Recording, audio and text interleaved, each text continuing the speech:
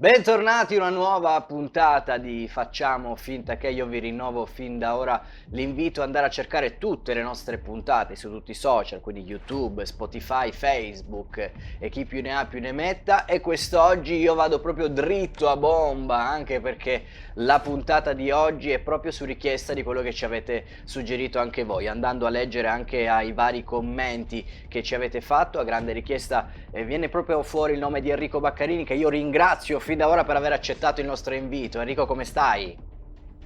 Grazie a voi dell'invito, tutto bene, insomma il periodo non è facile per tanti di noi, tutti noi, ma insomma si cerca di non demordere, di stringere i denti e andare avanti.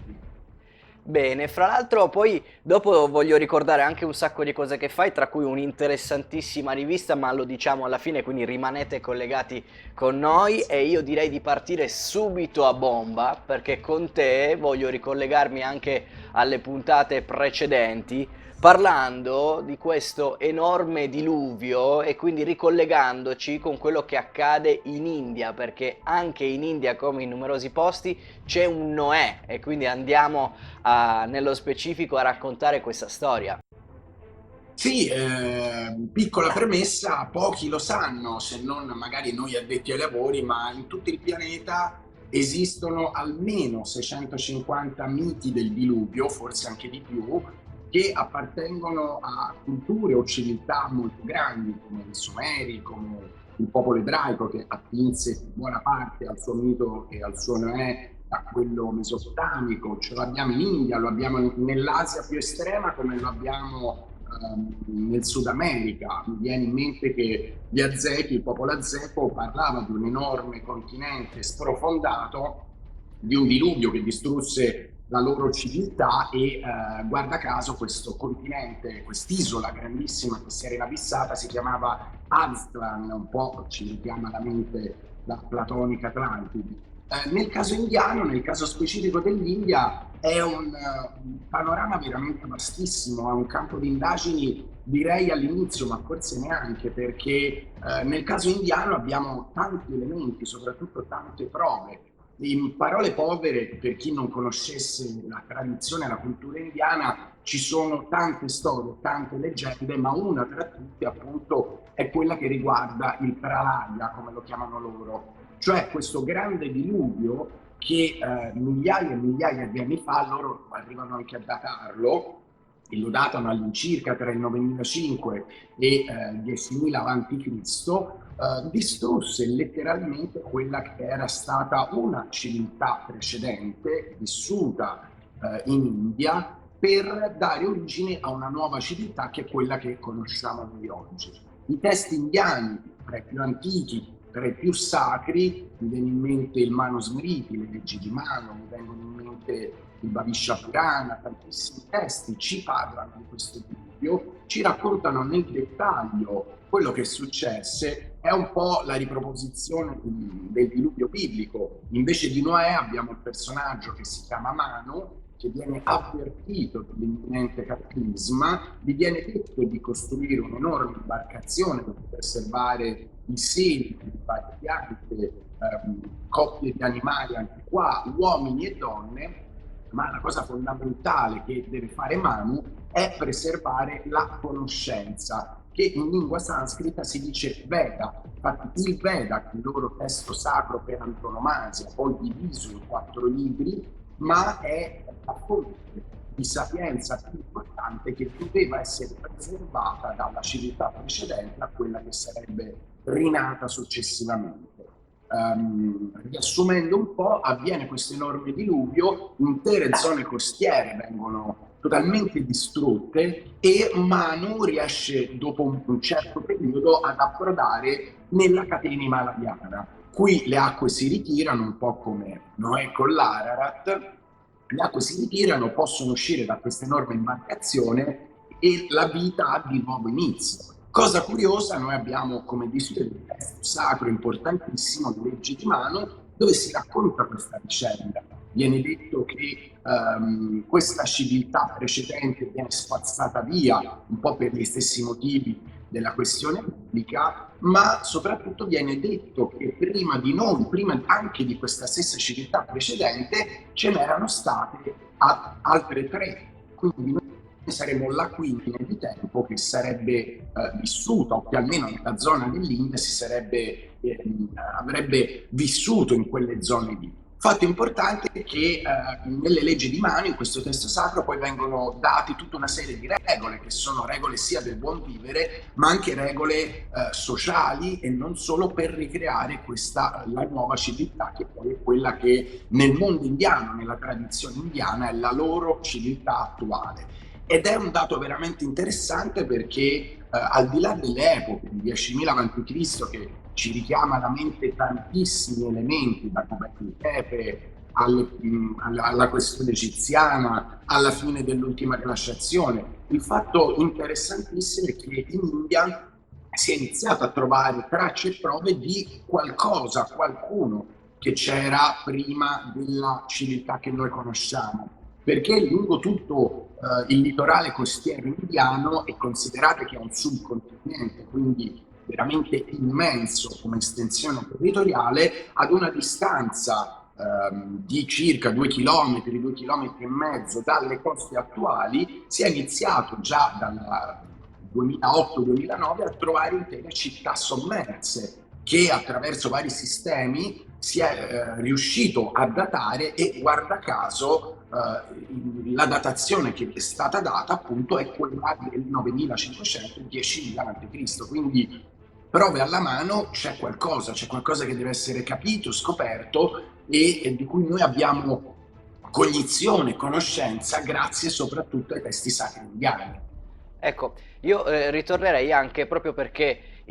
su quest'arca in realtà sono anche stati salvati questi 7 saggi, anche qui questa figura di questi 7 saggi, 7 personaggi compare anche in più civiltà, in più parti del mondo. Sì.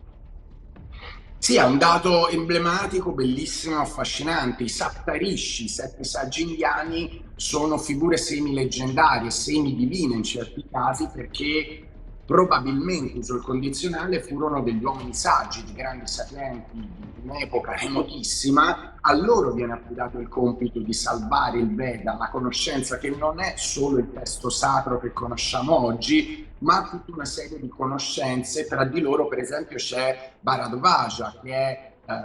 colui, la figura deputata a tutta quella serie di conoscenze che riguardavano da una parte l'Ayurveda, quindi la medicina indiana, ma dall'altra anche quella che noi oggi definiremmo le tecnologie per il volo. Infatti a lui si deve tutta la tradizione indiana che riguarda i Vimana, di cui parleremo dopo. 7 saggi che ritroviamo in Mesopotamia con i 7 Apkallu, li troviamo in Cina, li troviamo in Giappone, li troviamo sul lago Titicaca, che è quasi un mare per la sua estensione. Queste 7 figure, molto spesso dalla pelle molto chiara, diafana, molto spesso divinizzate, perché ovviamente immaginatevi e mettetevi nei panni di una civiltà che si distrugge, pochi superstiti che devono riniziare da zero, come se noi oggi non avessimo più case, elettricità, cellulari che tanto amiamo, dovremo riniziare da zero, e abbiamo queste persone che ci permettono di reimparare l'agricoltura, reimparare quelle che sono l'ABC della sussistenza e della sopravvivenza umana.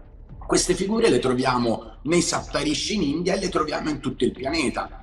Come recita un antico adagio, probabilmente dietro a questa, come a tante altre leggende, ci sono degli elementi reali, ci sono dei fatti concreti, cioè di questi personaggi che hanno ridato il via a quello che poi sarà la civiltà come la conosciamo oggi. Anche qua ci sono tantissime tradizioni che chiamano in causa molto anche il dio Shiva, che è lui a dare ai 7 saggi un ordine vero e proprio di andare ovunque potessero per portare di nuovo la vita e le conoscenze, la conoscenza per riniziare da zero dopo questo enorme diluvio, dopo il Pralaya. E visto che probabilmente la storia è ciclica e tutto si ripete, abbiamo detto che e questo è un po' il quinto tentativo di civiltà umana, e mi sa che non sarà neanche l'ultimo, perché questa cosa dell'arca sta continuando a ritornare. Si parla di posti segreti nel nord Europa in cui a livello genetico si stanno conservando il patrimonio di piante, animali, quindi con una tecnologia superiore, ma ci si continua a preparare, e quindi chissà, magari potrebbe essere scaramanzia, oppure sanno che tutto è ciclico. Ormai da circa una decina di anni una sorta di arca per preservare semi, piante e materiale genetico di specie animali, di piante, di semi per l'agricoltura e quant'altro. Torniamo all'India perché lì la figura di Shiva, fra l'altro, è quello che ci ha colpito molto, perché insomma questo personaggio compare in più volte, e poi il Monte Kailash la fa da protagonista. Tra i vari personaggi che mi è capitato di incontrare in questi anni c'è anche chi sostiene che sia ancora vivo, quindi c'è un po' questa duplice visione di chi vede tutto anche in maniera molto molto pratica, quindi chi lo legge come filosofia e chi lo legge come storia, chi invece ci vede proprio dei personaggi magari venuti da altrove, quindi ci ricolleghiamo anche alle costellazioni che compaiono e sembrano essere molto importanti sia per l'India che in altri posti, tipo per esempio l'Egitto, e magari chissà che qualcuno possa essere influenzato da qualche teoria, ecco.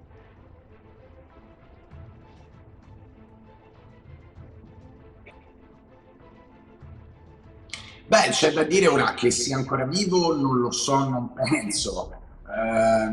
Sicuramente è una figura veramente affascinante. Shiva, affonda le origini stesse della tradizione della storia indiana, ad esempio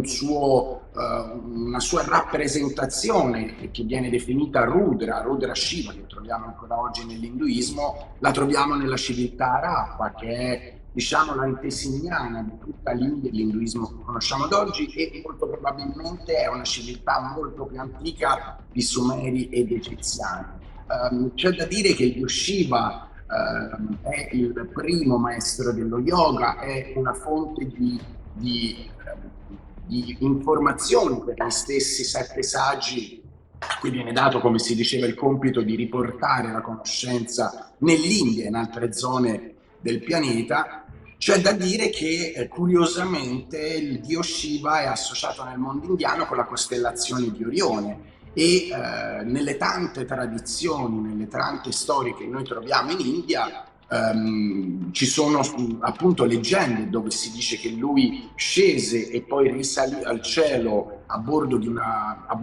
su o tramite una colonna di luce che viene chiamata Jyotirlingam,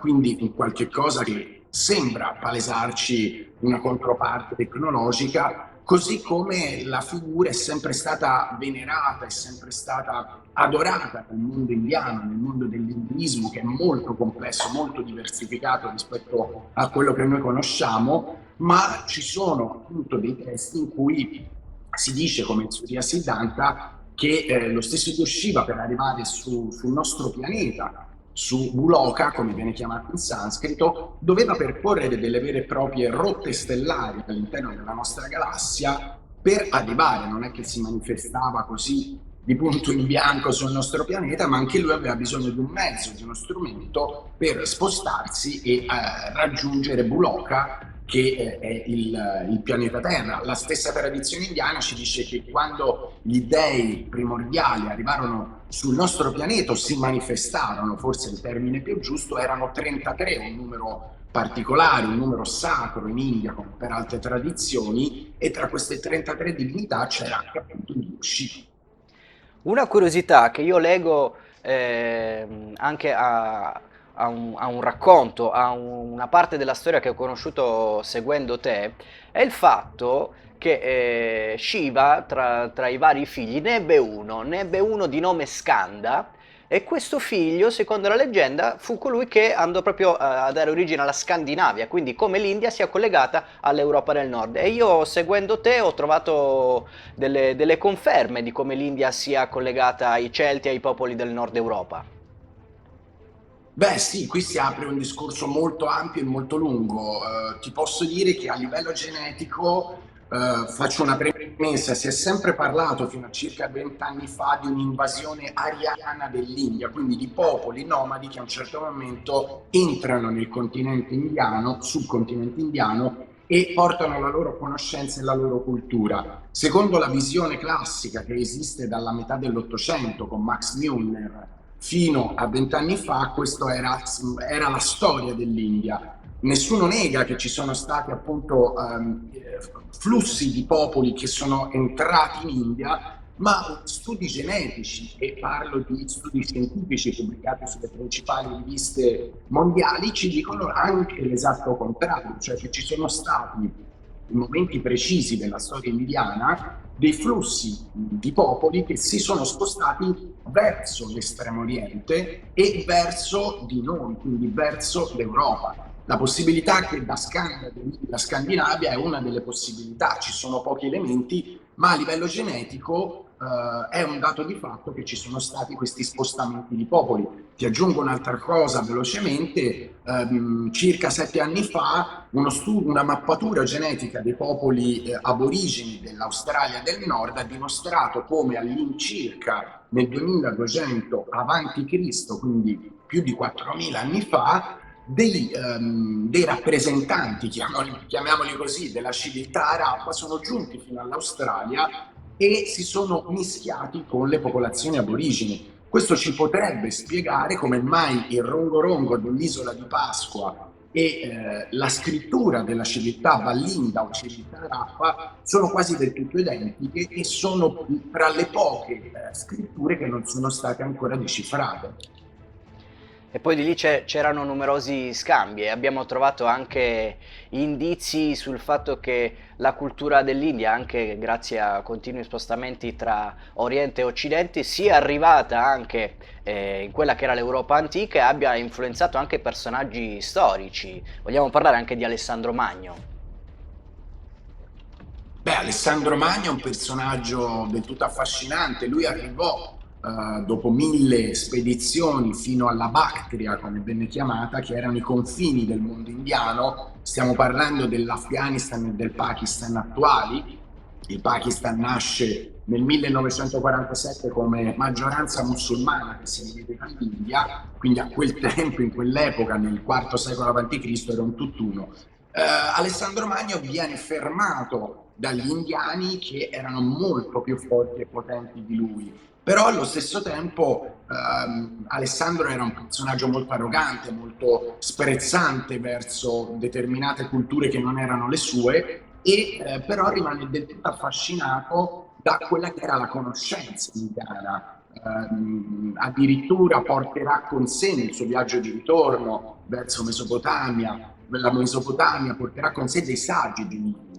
uomini santi, come vengono chiamati in India, tra cui Kalana, che è stato un personaggio fondamentale nell'India antica, e guarda caso in quel periodo storico noi poi vediamo come ad esempio ci siano contatti tra la Grecia antica e il mondo indiano, probabilmente attraverso la via della seta. In India, dall'India iniziano ad arrivare quelli che sono chiamati gimnosofisti in Grecia, cioè savi, uomini saggi che portano le loro conoscenze, addirittura influiranno sulla filosofia greca, che è la base anche della nostra filosofia, così come ad esempio vengono trovate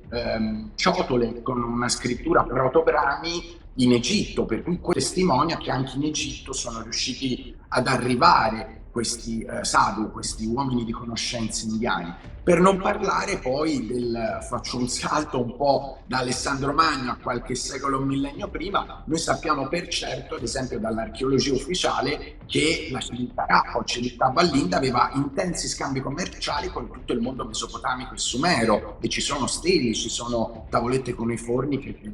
ce ne parlano. Alessandro è stato forse il primo tramite tra l'estremo oriente e il mondo che noi definiamo occidentale, non solo per quello che riguardava l'esistenza stessa di questa realtà, ma soprattutto per determinate conoscenze che inizieranno da quel momento in poi in maniera molto preponderante a arrivare verso di noi e ad influire totalmente a livello culturale, storico e anche scientifico. Gli arabi, si dice lo zero arabo, si attribuisce agli arabi l'invenzione del numero zero, fondamentale in matematica, nei codici binari e quant'altro, in realtà gli arabi lo hanno preso dagli indiani, così come prima di Democrito e Leucippo, che in Grecia parlarono degli atomi, già Canada, India, aveva qualche secolo prima ipotizzato l'esistenza degli atomi, dicendo però in quel caso che si potevano dividere e creare anche un'energia estremamente enorme da poter essere utilizzata se imbrigliata. Quindi abbiamo delle piccole perle un po' sparse che ci raccontano veramente come nel substrato del mondo indiano ci siano tutta una serie di conoscenze veramente avanzate che non hanno una spiegazione logica, se non presupponendo appunto che qualcuno gliele abbia dette o ci fossero arrivati loro prima di quando ci siamo arrivati noi oggi. E proprio parlando del mondo odierno, è stato influenzato secondo me da due grandi nomi che hanno proprio affermato e confermato di essere stati ispirati dall'India. E sto parlando di Einstein e di Nikola Tesla. Assolutamente, ce ne sono anche altri che ti dirò dopo. Einstein fu intimo amico di Tagore, che è stato un grandissimo, infatti lo vediamo in foto, filosofo e studioso indiano. Tesla, quando conobbe alla fine dell'Ottocento Swami Vivekananda, che è il primo guru, se possiamo usare questo termine, ecco, vediamo sull'estrema destra Tesla e il signore con il turbante è Swami Vivekananda. Vivekananda è la prima figura che porta in Occidente, soprattutto in America, le conoscenze in tempi moderni, le conoscenze indiane, tra cui lo yoga e tante altre cose. Tesla, dal momento in cui conoscerà Vivekananda, diventerà suo discepolo, diventò vegano, iniziò addirittura a scrivere i suoi appunti, di cui una parte, come ben sapete, sono ancora oggi segretati, utilizzando dei termini sanscriti come prana e quant'altro. Fu enormemente influenzato dalla cultura, dalle conoscenze indiane, ma prima di lui abbiamo Leibniz, abbiamo i padri della fisica quantistica moderna, tra cui Oppenheimer e tanti altri, che loro stessi nelle loro biografie o autobiografie dissero che parte dei loro spunti, delle loro idee per formulare appunto le teorie le prime teorie della fisica quantistica vennero fuori leggendo testi sacri indiani. Quindi ieri come oggi questi testi hanno veramente influito nel corso della storia sulla conoscenza e sulle idee umane. E purtroppo anche sulle armi, perché l'idea del nucleare deriva e viene proprio raccontata bene negli antichi testi indiani, nei Veda. Allora, io su questo ho una visione un po' differente perché sono stato in certi luoghi, tra cui Mohenjo-Daro in Pakistan, ho fatto fare delle analisi da vari laboratori. Io non penso che nell'antica India, nel Pakistan attuale, insomma nell'antico Pakistan, siano state usate armi nucleari, per vari motivi. Prima di tutto le analisi lo escludono. Mi si può dire, ma a distanza di 4, 5.000, 6.000 anni non si trovano più tracce di radioattività. Questo non è vero, perché il tempo di decadimento radioattivo di certi elementi è dell'ordine dei 20.000, 30.000 anni. Si trovano comunque le terre rare, i materiali in cui queste sostanze come uranio e plutonio degradano, ma ad esempio Mohenjo-Daro, la zona, l'epicentro della distruzione su cui ho camminato, dove ho preso dei campioni, è estremamente piccolo, 400 metri di diametro. Anche una bomba sporca, anche una bomba a neutroni che non produce radioattività avrebbe creato una devastazione per chilometri interi. Ma al di là di tutti questi ragionamenti, i testi indiani, se letti con attenzione e senza interpretarli, ci dicono un'altra cosa, cioè che le divinità come Rama o altre divinità che usavano certe armi che vengono chiamate Tejas Astra, cioè armi.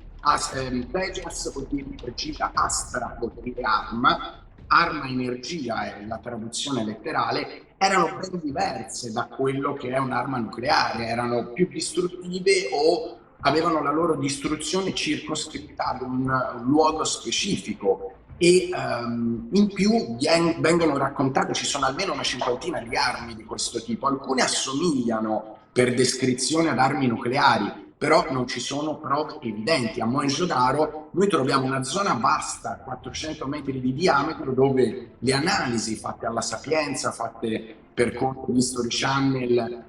in un laboratorio americano in California, ci dicono tutte che la temperatura raggiunta era almeno di 2000 gradi per pochissimi secondi, ma con l'assenza di radioattività, per cui erano come delle bombe termobariche, se dovessimo fare un paragone in tempi moderni, che hanno distrutto zone specifiche di Mohenjo-Daro o di altri luoghi in cui venivano usate.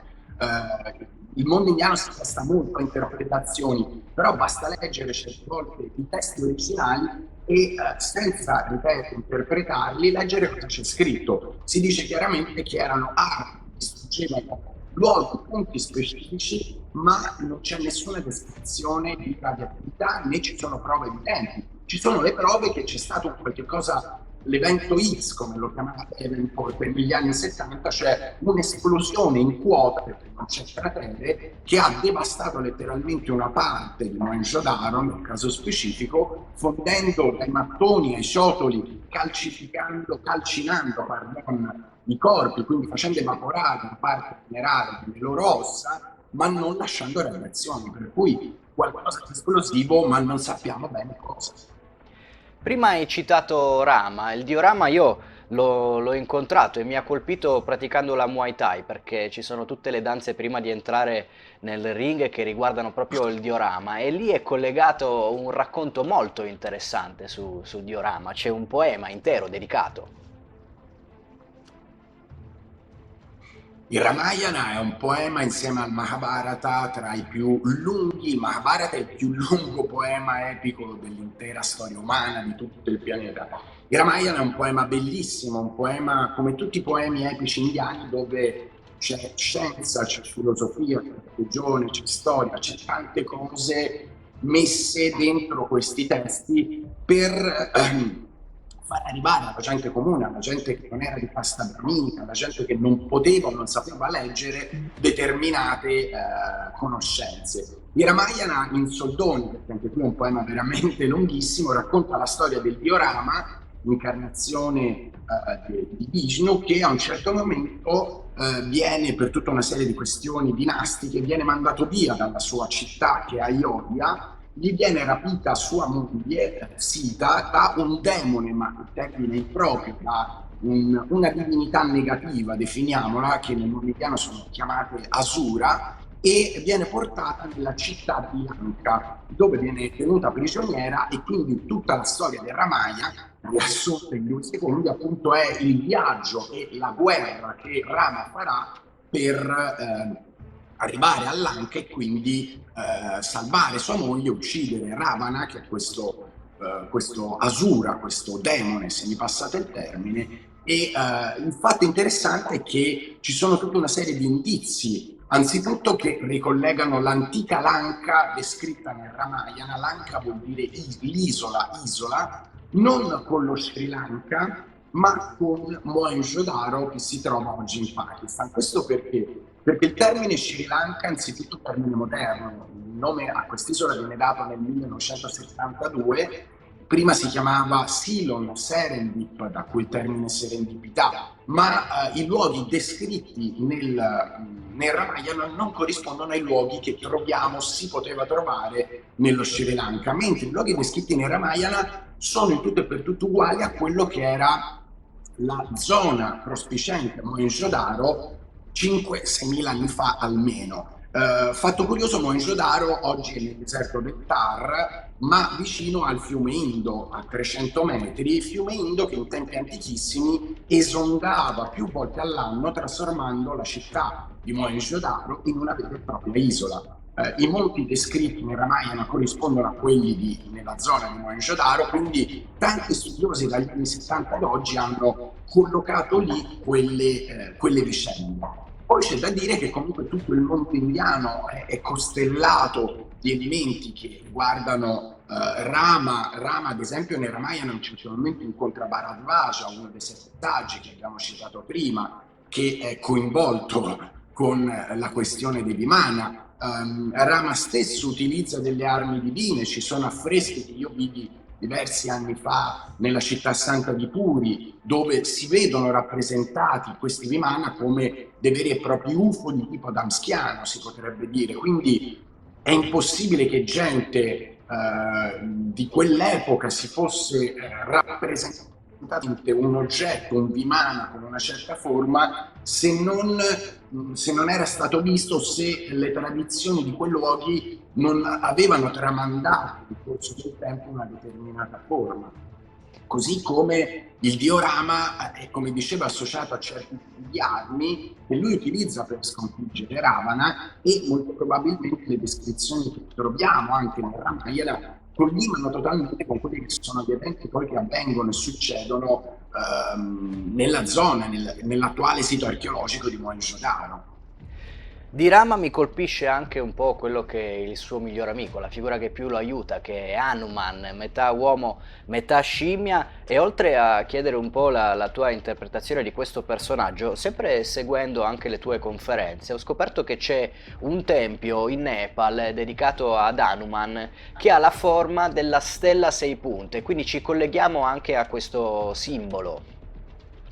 Allora, non è il tempio ad avere la forma della stella a 6 punte, ma nel mondo indo-tibetano, poi consideriamo che il buddismo è una eresia che nasce dall'induismo. Siddhartha Gautama, chiamato il Buddha, era un principe indiano che seguiva la legge e la religione indiane. Nel V secolo circa avanti Cristo inizia il suo percorso. A Kathmandu, in Nepal, appunto, c'è un tempio induista dove possono entrare solo gli induisti, dove si trova appunto tra i vari simboli rappresentati la stella di Davide. Ma questo simbolo noi lo troviamo ovunque in India, lo troviamo ovunque, non solo nei templi, lo ritroviamo associato a quello che è chiamato il quarto chakra. Viene chiamato generalmente Shatkona questo simbolo, è associato a Matsya, che è la prima incarnazione del dio Vishnu. È un simbolo antichissimo, un simbolo sacro per tutto il mondo indiano, un simbolo molto affascinante che ho studiato e di cui ho parlato in un libro Dall'India alla Bibbia, perché ad esempio lo ritroviamo alle origini anche dello Shintoismo, che è appannaggio del mondo giapponese, e in quel caso viene chiamato Kagome. L'attribuzione ebraica della stella di Davide è molto recente, perché la prima rappresentazione che noi abbiamo a livello archeologico è del III secolo a.C., mentre noi sappiamo che in India esistono prove che questo simbolo veniva usato almeno già dal 500, se non 800 a.C. E con gli influssi, i flussi di popoli di cui si parlava prima, è possibile, molto possibile, che sia arrivato dall'India fino al popolo ebraico. Hanuman è una figura estremamente bella, affascinante del mondo indiano, aiuta il diorama appunto a salvare Sita, a toglierla da questa prigionia. È lui per primo che entra dentro la città di Lanka, inizia a incendiare una parte della città, guarda caso la zona sud come a Mohenjo-Daro, e quindi poi interviene Rama e la salva. C'è da fare un piccolo cappello a tutta la questione, perché lui e il suo esercito sono definiti esercito di uomini scimmia, chiamati Vanara, ma molto probabilmente, come succede spesso anche in Occidente, c'è stata in tempi una cattiva, più che traduzione, interpretazione dell'aspetto fisico di questi esseri, dei Vanara, perché Vanara letteralmente vuol dire uomo delle foreste. La descrizione che ne viene data in poemi come il Ramayana non è di esseri scimmieschi, ma di uomini che vivevano nella foresta, potremmo dire anche il cui gene non era tra i più alti, e che erano molto pelosi, un fenotipo che possiamo trovare anche oggi. Ci sono persone più glabre e persone meno glabre, per cui la rappresentazione come dio scimmia, uomo scimmia, è un'interpretazione, passatemi il termine, abbastanza moderna. Erano comunque un esercito potentissimo, comandato appunto dal dio Hanuman, che poi nel mondo induista assume, riveste e ha un ruolo importantissimo, è venerato, vi sono dedicate decine se non centinaia di templi in tutto il territorio indiano. E ci ricolleghiamo alla potenza anche dei guerrieri dell'India antica che si basava sulla Ayurveda, sullo yoga, ma soprattutto su un'antica arte marziale che, come vedremo, ha dato proprio l'ispirazione anche ai monaci Shaolin, al Kung Fu dei monaci Shaolin. Beh, sì, è un argomento praticando arti marziali che mi affascina molto. Nessuno lo sa, o pochissimi lo sanno, che dentro l'ambito delle arti marziali magari l'ha sentito nominare. In India esiste il Kalaripayattu. Il Kalaripayattu è, non ti dico la più antica arte marziale al mondo, ma una delle più antiche. È veramente bella da vedere. Se andate su YouTube e cercate questo termine, inizia con la K, vedrete come le tecniche utilizzate sono simili a quelle, come dicevi, che poi verranno utilizzate successivamente nel Kung Fu Shaolin o in altre arti marziali. Nel mondo indiano esistono i kalari, soprattutto nel sud dell'India, e gli insegnanti, i maestri di Kalaripayattu sono a loro volta medici ayurvedici e insegnanti, passatemi il termine, di yoga. Questo perché un'arte marziale serve per la guerra, formava la casta degli kshatriya, cioè la terza casta, quella non solo dei monarchi, dei burocrati, ma anche dei guerrieri veri e propri, e il Kalaripayattu veniva usato in battaglia. L'Ayurveda era la medicina per o curarsi o mantenere in buona salute, in buono stato il corpo, quindi con diete particolari e quant'altro. Lo yoga serviva, tra le varie cose, anche per mantenere il corpo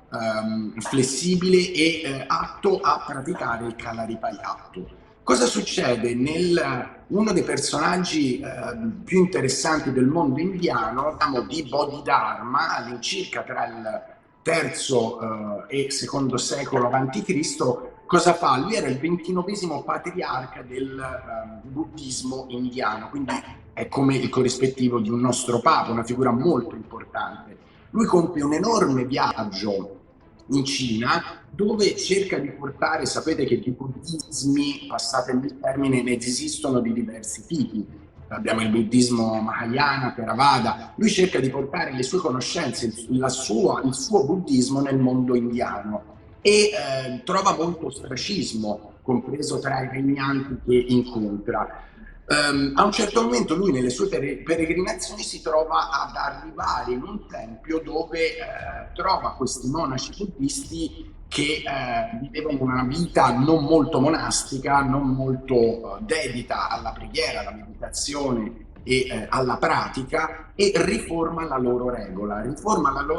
insegnandoli anche i rudimenti del Kalaripayattu. Guarda caso questo monastero appunto è il monastero Shaolin, da cui poi nascerà secoli dopo l'arte marziale del Kung Fu Shaolin, da cui poi fino ai tempi moderni sono derivate tantissime altre arti marziali. Mi viene in mente anche il Jeet Kune Do di Bruce Lee, che anche qui solo chi è all'interno di un certo ambito conosce. Bruce Lee ha creato un'arte marziale un po' tronca perché purtroppo è morto troppo giovane, e nel Jeet Kune Do lui ha fuso tecniche dello Shaolin, del Wing Chun e di altre tecniche, creandone una molto potente, o il Krav Maga. Anche il Krav Maga prende spunto da certe, che è l'arte marziale israeliana, prende spunto dallo Shaolin, dal Wing Chun, dal Kalaripayattu. Quindi non è che l'India è stata la culla di tutto quello che abbiamo, però dall'India si sono emanate nel corso dei secoli e dei millenni tante conoscenze, tanti spunti che poi sono fioriti, hanno germinato in altre zone del pianeta, dando ad esempio origine forse alla Scandinavia, come si diceva prima, forse a conoscenze di un certo tipo, e per certo nel mondo cinese al Kung Fu Shaolin. E fra l'altro il Jeet Kune Do l'ho conosciuto anch'io, e andando a vedere quelle che sono le rappresentazioni del Kalaripayattu riconosco anche qui la flessibilità del corpo e soprattutto l'arte del Kali, che sono le armi che compaiono nel Jeet Kune Do, ispirate anche a arti marziali che arrivano dalle Filippine, quindi l'uso delle armi e le figure Sì. che rappresentano. torniamo invece a te, perché mi ha colpito anche un sacco quello che tu hai raccontato dei tuoi viaggi in India, legati a un'esperienza che tu hai avuto, che è quella di ciò che viene scritto sulle foglie di palma, e quindi vorrei che tu ci raccontassi questa storia. Beh, la questione delle foglie di palma o foglie del destino è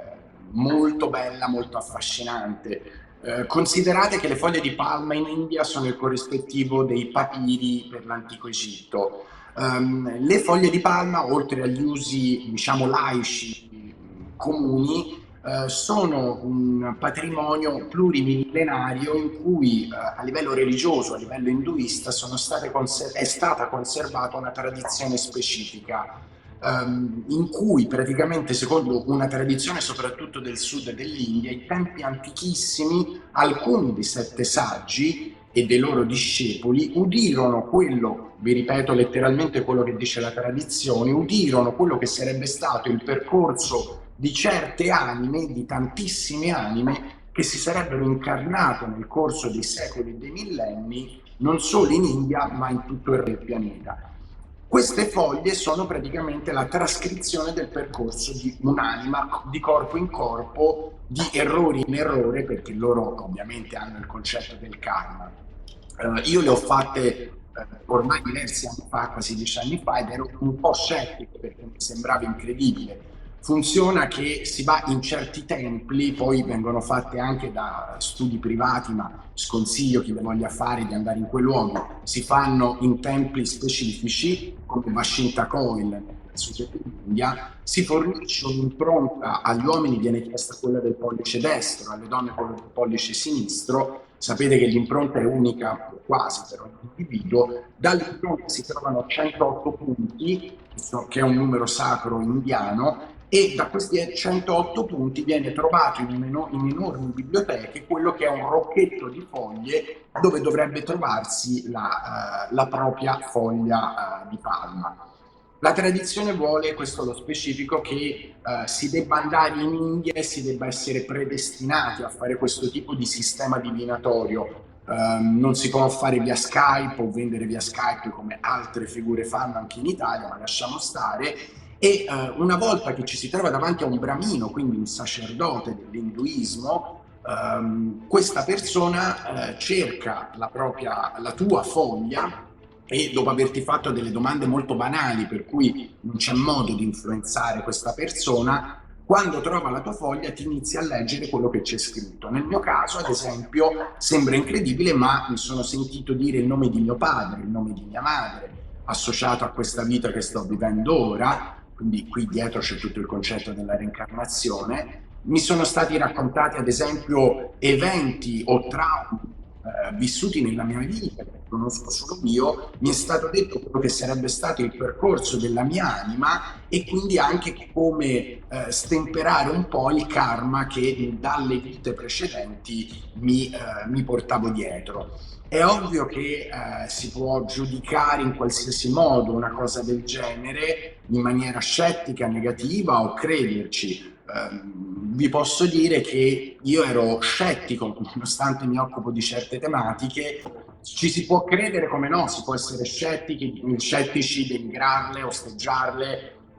Il nome di mio padre e di mia madre, salvo le persone che mi conoscono intimamente, non lo sanno, certamente non lo poteva conoscere un bramino del sud dell'India, mai visto né conosciuto, non lo trovi su internet. I dettagli della vita privata che mi sono stati raccontati sono solo miei e solo io li conosco. Si può credere o no a queste cose, il fatto è che il Nadi Shastra, le foglie del destino, le foglie di palma indiane, sono un sistema di divinazione non vincolante che da secoli, se non millenni, viene usato in India per migliorare il proprio karma, migliorare quello che è il percorso in questa vita, dicono loro. È ovvio che è come con un maestro, insomma, ti danno dei consigli basandosi su quello che dovrebbero essere le tue vite precedenti per non commettere gli stessi errori o comunque sia migliorare quello che è il tuo percorso in questa vita. Per cui è una cosa veramente affascinante che affonda le origini stesse dell'induismo,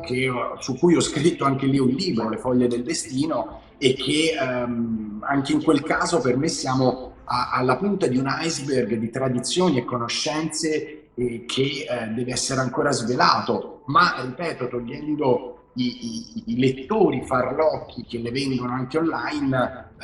per chiunque andasse in un tempio indiano, si facesse leggere la propria foglia, penso che sarebbe comunque un'esperienza importante, educativa, per capire meglio anche il loro mondo, che è totalmente diverso dal nostro.